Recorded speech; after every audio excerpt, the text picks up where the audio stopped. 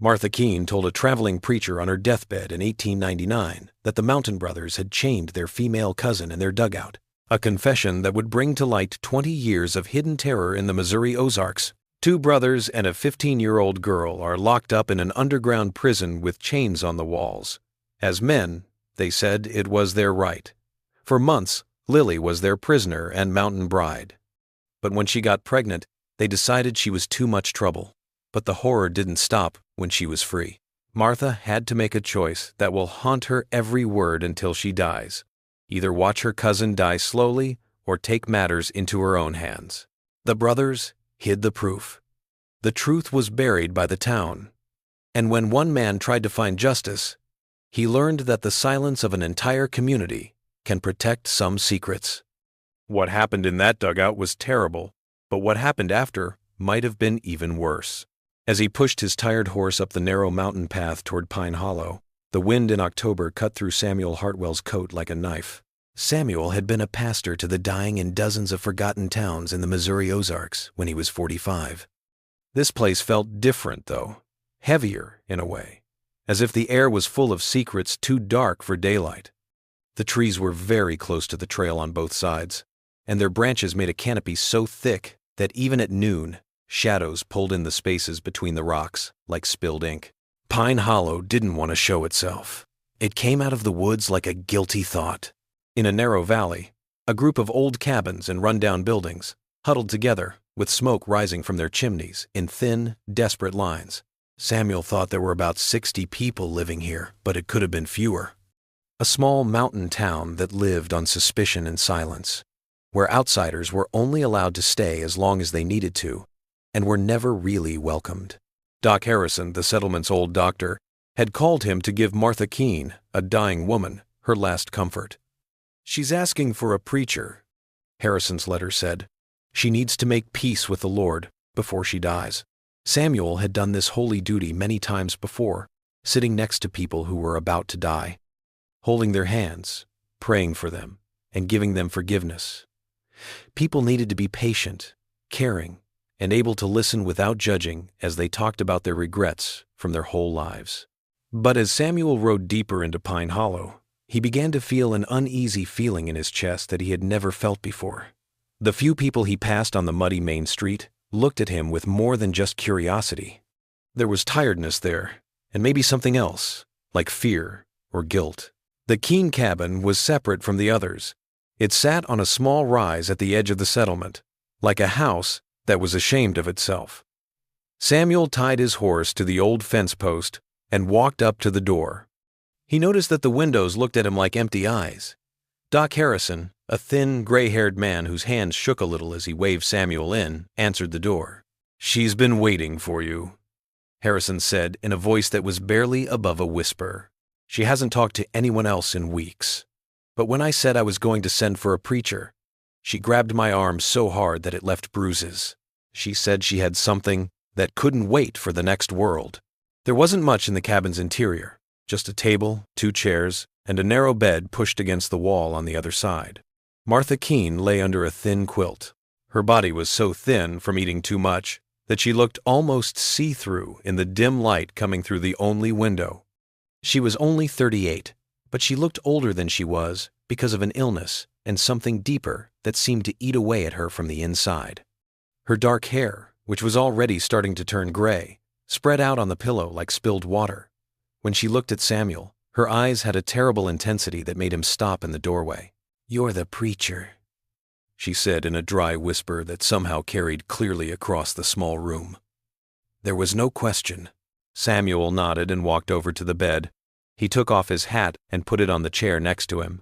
"Yes, sister. Samuel Hartwell. I've come to offer you comfort in any way I can." Martha's lips moved in what could have been a smile, but it wasn't warm. It was just a bitter recognition of something Samuel didn't yet understand. "Comfort," she said again, as if the word were strange to her. "I don't think there's any comfort in what I have to tell you." Samuel had heard a lot of deathbed confessions during his years as a minister.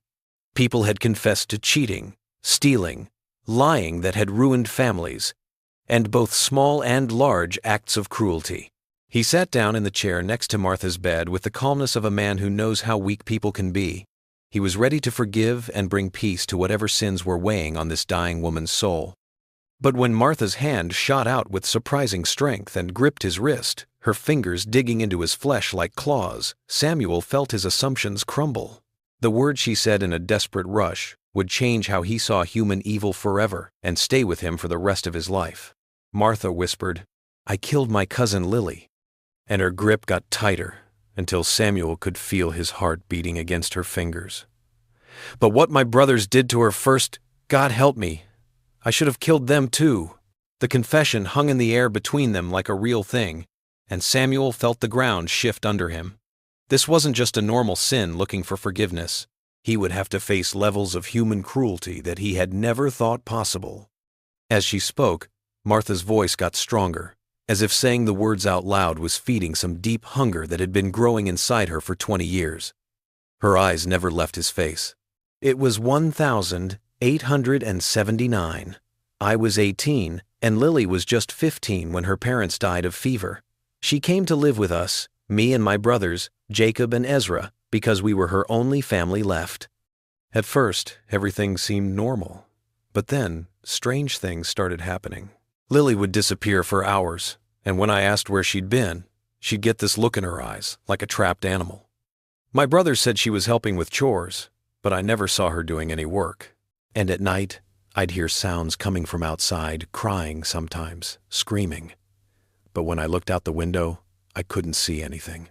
Martha's breathing got harder, but she kept going with the desperate urgency of someone who was running out of time. One day, I followed the sounds.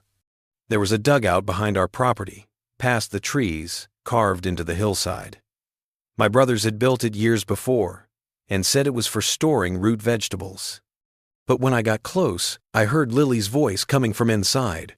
She wasn't crying, but she was talking to herself, counting, always counting. I crept closer and looked through a gap in the wooden door they'd built. And what I saw, Martha's voice broke, and tears started to flow down her thin cheeks. They had her chained to the walls like an animal. Heavy iron shackles around her ankles were connected to bolts that they had driven deep into the stone. She kept counting the links in the chain, over and over, like it was the only thing that kept her sane. Samuel's stomach turned as Martha's words painted a picture of horror that he couldn't understand. But he forced himself to stay still, listen, and bear witness to this terrible truth that had been hidden for 20 years. Martha's grip on his wrist hurt, but he didn't try to pull away. He thought that breaking this connection might let the words that had been stuck inside her for so long flow out. Samuel couldn't sleep for 3 nights after Martha died. Her last words kept playing in his head like a curse that wouldn't let go. She died before she could tell anyone where Lily's body was buried, taking that important piece of information and 20 years of guilt with her. But the confession itself burned in Samuel's chest like a fire of righteousness. It was such a deep injustice, so hidden by fear and complicity, that exposing it felt like a holy duty.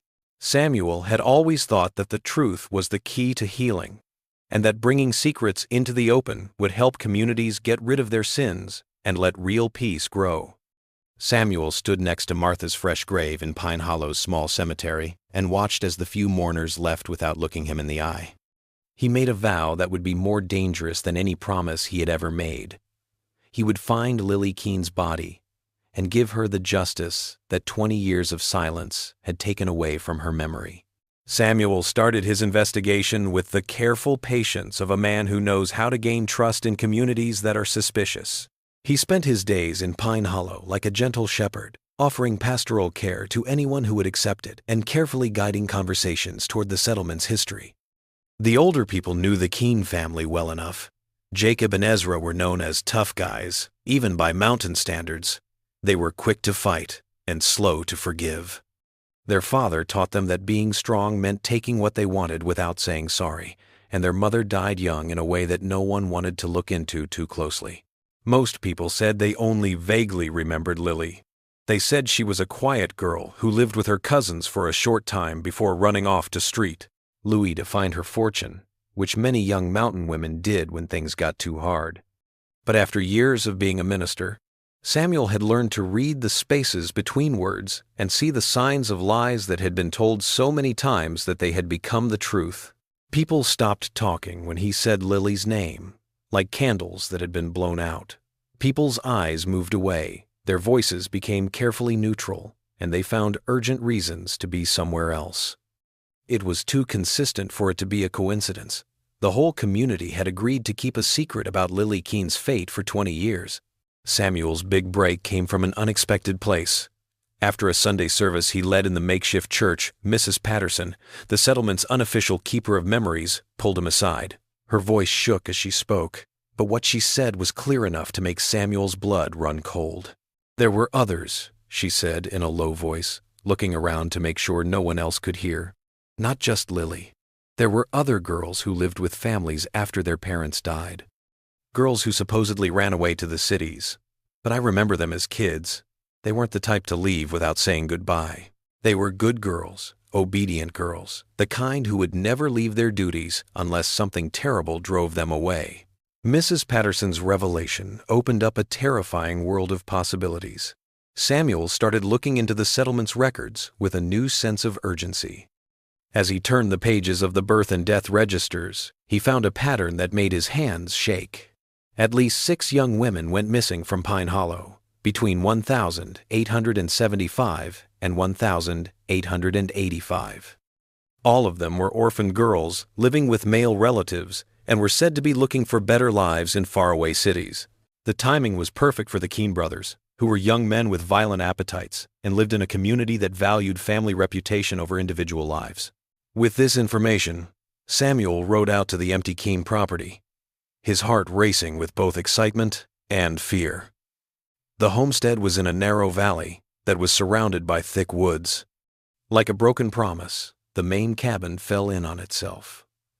But behind the broken house, right where Martha had said it would be, Samuel found the dugout carved into the hillside. The wooden door had rotted away, leaving the stone room open and bare like a wound. Samuel made himself go into the underground space, using a lantern to break through the darkness that had kept 20 years of secrets hidden. What he found there would haunt his dreams for the rest of his life.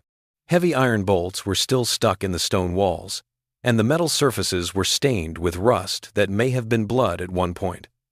Scratches covered every surface that could be reached. They were desperate marks that could only have been made by fingernails clawing at hard stone. Some of them made rough calendars that showed the dugout's victims had tried to keep track of time to stay sane. Samuel found pieces of cloth and what looked like human hair in one corner. The hair was old and brittle, but it was definitely real. The room smelled like old pain, and Samuel had to go outside twice to throw up before he could finish looking at the evidence. But finding the dugout was just the first step in Samuel's search for justice. He had to find bodies, the physical proof that would make it impossible to ignore or dismiss Martha's confession. More importantly, he needed the help of Pine Hollow's legal authorities to bring charges against anyone who might still be alive and involved in these crimes. Samuel walked up to Sheriff Coleman with the confidence of a man who thought that right would always win out over wrong. He held his evidence like a shield to protect him from the darkness he was trying to expose. Sheriff Coleman listened to Samuel's story with the patience of a man who is trying to make a child feel better. His weathered face showed no emotion as Samuel talked about the dugout, the physical evidence, and Martha's confession on her deathbed. Coleman leaned back in his chair and looked at the preacher with cold, calculating eyes after Samuel was done talking. Coleman finally said, "That's quite a story, Reverend," in a voice that made it clear he didn't believe it. But they're just stories. Martha Keene was dying of consumption.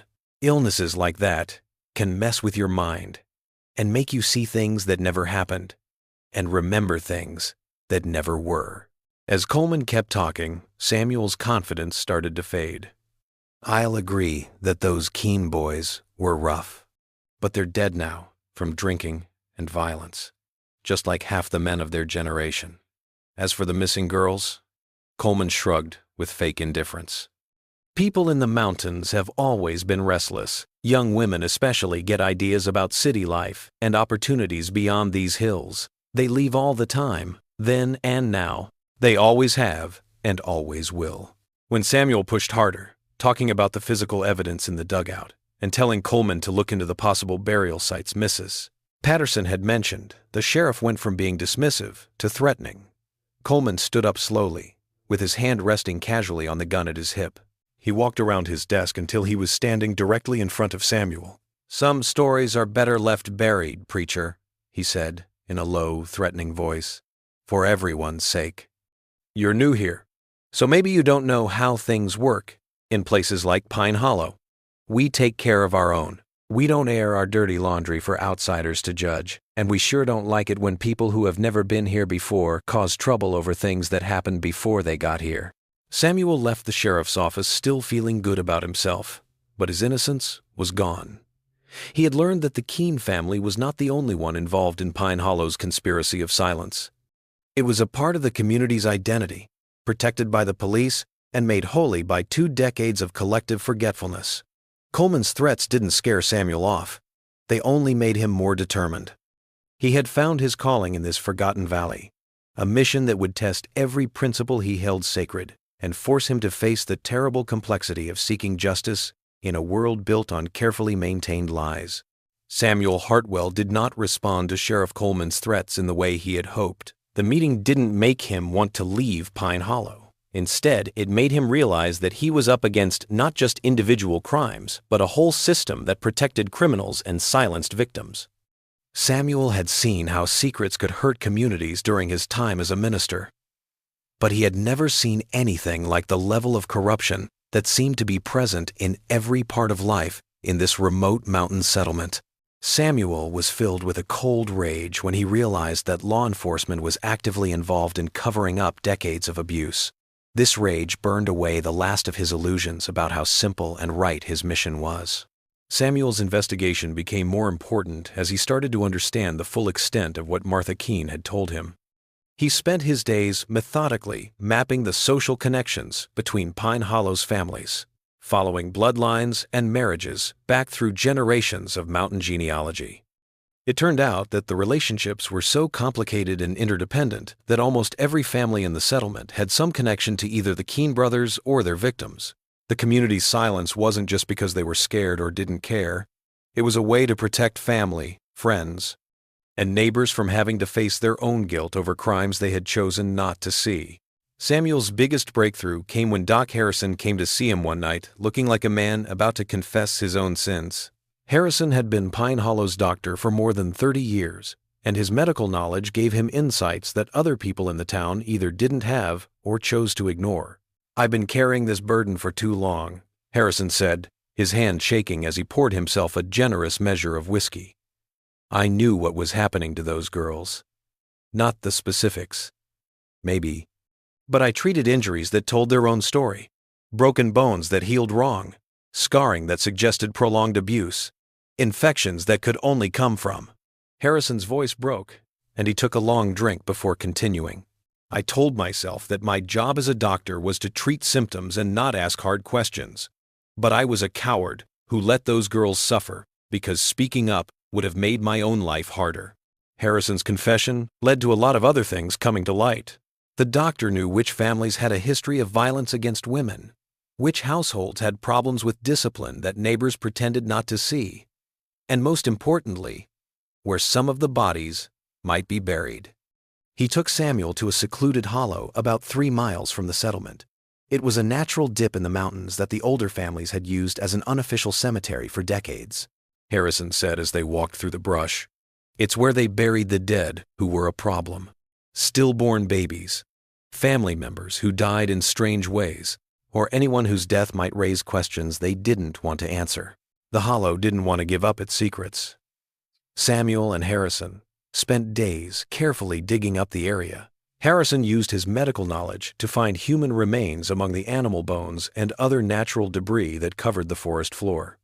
What they found was a charnel house that told the story of violence that had happened over many generations. The bones of young women showed signs of trauma, children who had died too young under mysterious circumstances, and evidence of burials that were done so quickly that personal items were left with the bodies. Samuel found a tarnished locket among the remains that matched Martha's description of the one Lily had worn.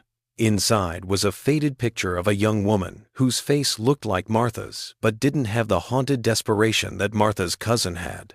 But the people of Pine Hollow were aware of Samuel's investigation, and as more and more people learned about what the preacher was doing, the community's response became more and more hostile.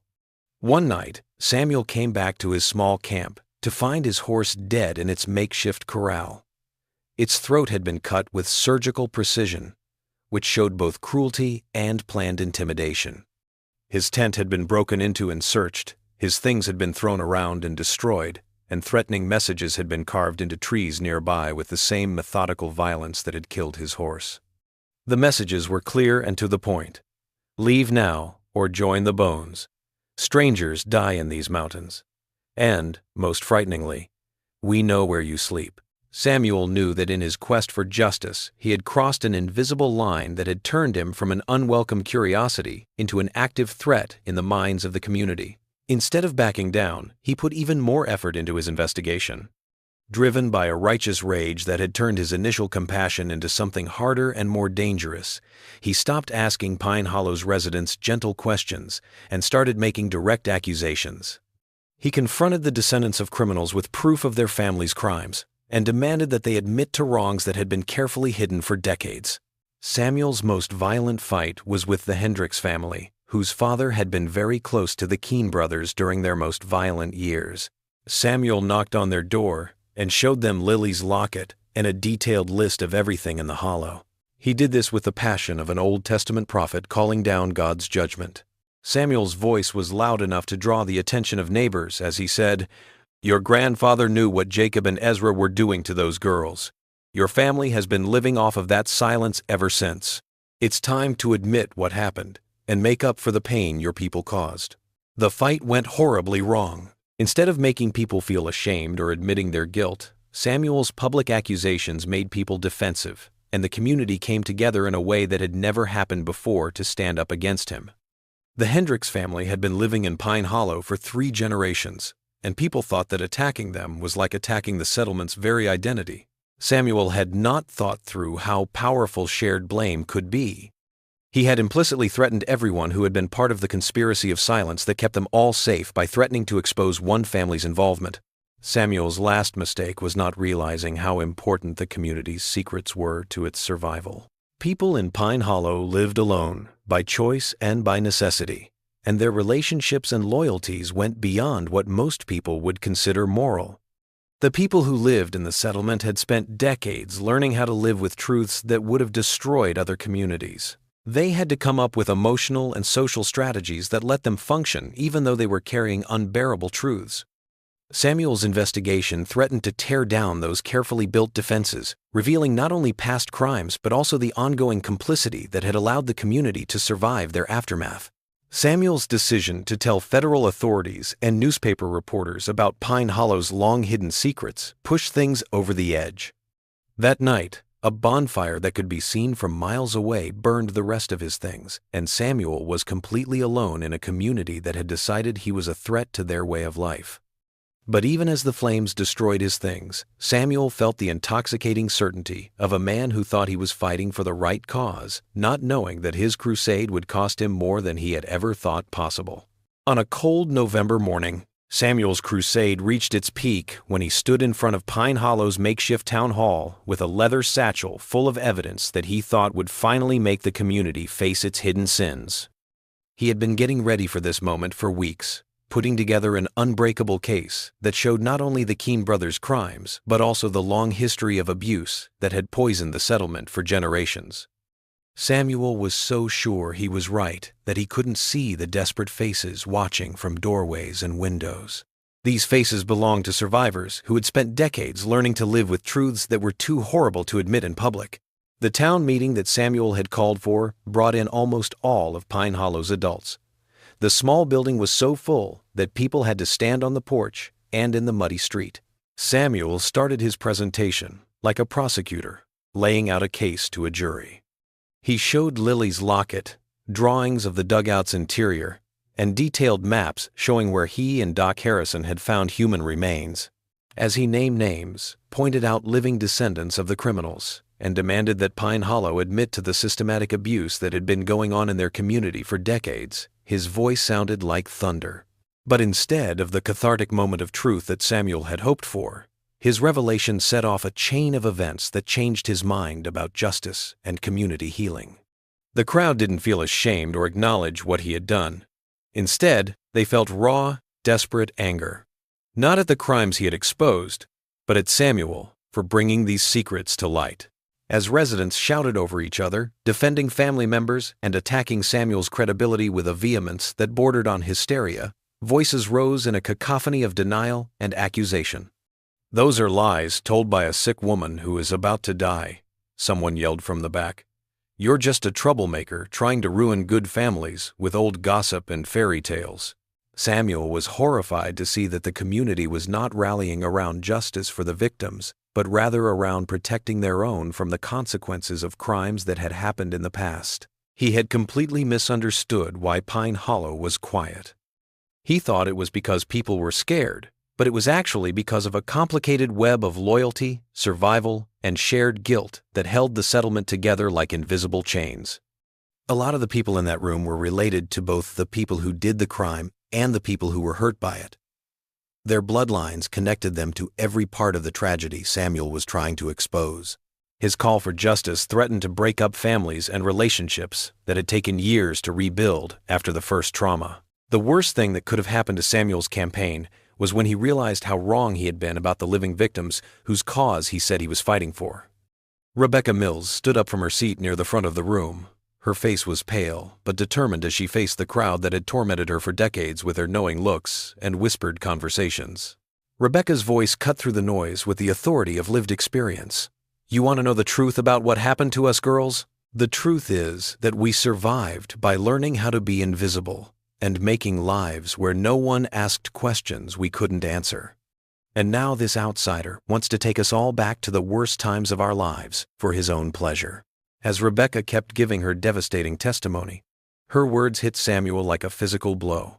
"I don't need his justice. I needed help 20 years ago when I was locked up in a cellar, but no one offered it. I needed help when I finally got out and tried to build a life, but this community made sure I stayed alone and scared. And now that I've finally found some peace, he wants to ruin that too, by turning my private hell into public entertainment."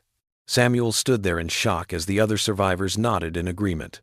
Their faces showed that they were not thankful for his help but angry that he had spoken for them without their permission. When Samuel said he was going to call federal marshals and newspaper reporters to bring outside attention to Pine Hollow, the community's anger reached its peak. "This isn't about what you want," Samuel said with the passion of a man who thought he was right.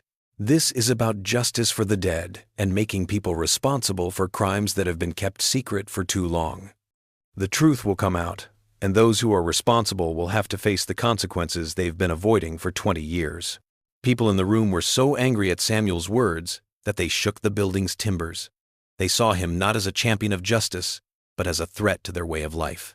Samuel's moral certainty started to fade when Doc Harrison pulled him aside after the bad meeting. The old doctor's face was full of regret and something like pity.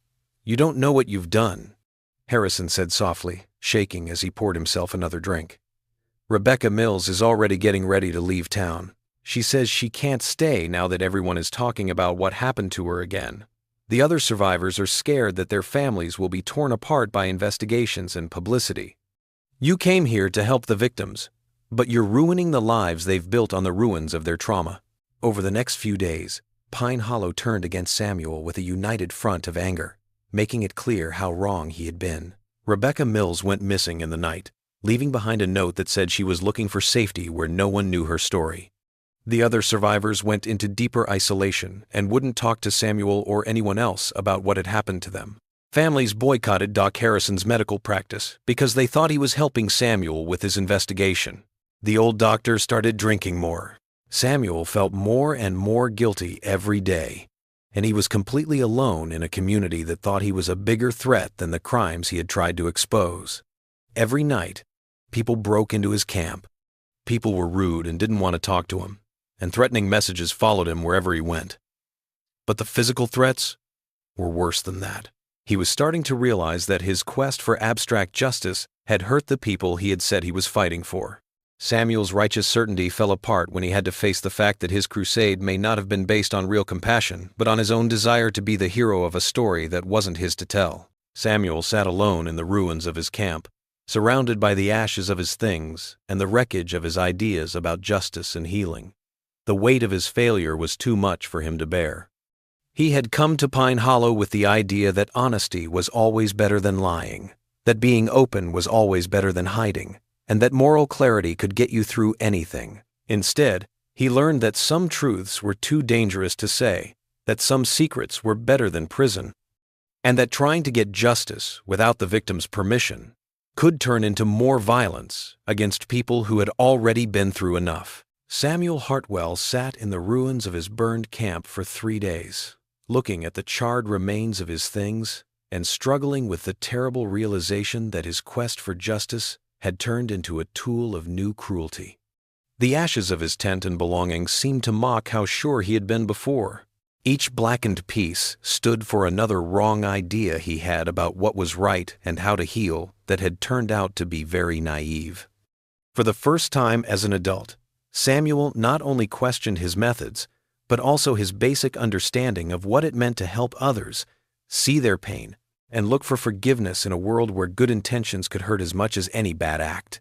On the 4th day, an unexpected visitor came to Samuel's makeshift shelter in the morning. A young woman walked through the woods, moving carefully like someone who was used to looking out for danger. Samuel recognized her as Mary Caldwell, one of the few people who had shown him any sympathy during his investigation. Mary had a bundle wrapped in oilcloth, and her face looked like someone who was bringing food and bad news. She said quietly, "Doc Harrison sent this and set down bread, dried meat, and a bottle of clean water. He's got enough guilt without adding your death to his conscience," he says. "You'll starve if someone doesn't look after you." Mary's presence gave Samuel the first real conversation he'd had since his world fell apart. Her words were soft, which was strange after days of anger and being alone. "You meant well," she said as she sat down on a fallen log next to his small fire. "Nobody doubts that your intentions were good, but good intentions don't undo damage once it's done, and they don't bring back people who have been driven away by things they never wanted to be known." Mary had known Rebecca Mills since they were kids, and her story of Rebecca leaving at midnight made it seem like she was running away from Pine Hollow and the chance that unwanted attention and investigation could ruin the new identity she had worked so hard to build. As Mary talked about how his crusade affected the small community, Samuel's horror grew. The survivors he said he was helping were pulling away from each other even more. Their fragile sense of safety was shattered by the sudden attention on secrets they had learned to keep to themselves for decades. Families were falling apart because of accusations and counter-accusations as relatives chose between being loyal to the living and seeking justice for the dead. Kids were asking questions that their parents couldn't answer without giving away secrets that would ruin innocence and make relationships that had been stable for years more difficult. Samuel's search for abstract justice had caused a chain of real suffering that affected almost every home in Pine Hollow. The talk that finally got through Samuel's wall of righteousness came from an unexpected place. Thomas Keene, the great-nephew of the brothers whose crimes had led Samuel to start looking into them, showed up at the camp as the sun went down. His face showed the weight of inherited shame and complicated loyalties. Thomas was 25 years old, married with 2 small children, and had the weight of a family name that had become known for horrible things. Thomas said without any introduction, "I know what my great-uncles did." His voice was steady, even though his hands were shaking. "My grandmother told me the stories when I was old enough to understand why our family has certain responsibilities to the community." Thomas said that the Keene family had been quietly making things right for decades by helping survivors and their families without revealing their identities, giving money to community funds that helped women in need, and using their power to stop similar crimes from happening in the future. "It wasn't justice by your standards," Thomas said, "but it was a kind of acknowledgement and restitution. We've been trying to balance the scales without ruining the lives of people who had nothing to do with the original crimes but would suffer from their public exposure." Samuel slowly realized with horror that his investigation had broken up, a complicated system of informal accountability that, while not perfect, had helped heal and protect the most vulnerable members of the community. Samuel's last moment of terrible clarity came when Doc Harrison came to the camp with bad news about Rebecca Mills. The old doctor had heard that Rebecca had a complete emotional breakdown on her way out of Pine Hollow and ended up in a charity hospital in St. Louis, where she was being treated for severe depression and injuries she had caused herself. Harrison said she tried to cut her own throat instead of facing the possibility of having her story told in newspapers. His voice broke with grief and anger. 20 years of healing gone in a few weeks, because someone thought her privacy was less important than his idea of justice. Rebecca's suicide attempt broke the last bits of Samuel's self-righteousness, making him face the terrible truth that his crusade may not have been motivated by real compassion but by his own mental health needs. Samuel thought about the desperate woman who had come to his church years before looking for help. He had turned her away because helping her would have made things harder with the town's most important families. Her later suicide has haunted him ever since, which is why he has dedicated himself to speaking up for those who can't speak for themselves and fighting injustice wherever he finds it. But now Samuel realized that his passionate support might have been less about helping others and more about easing his own guilt by using other people's problems as chances for his own redemption.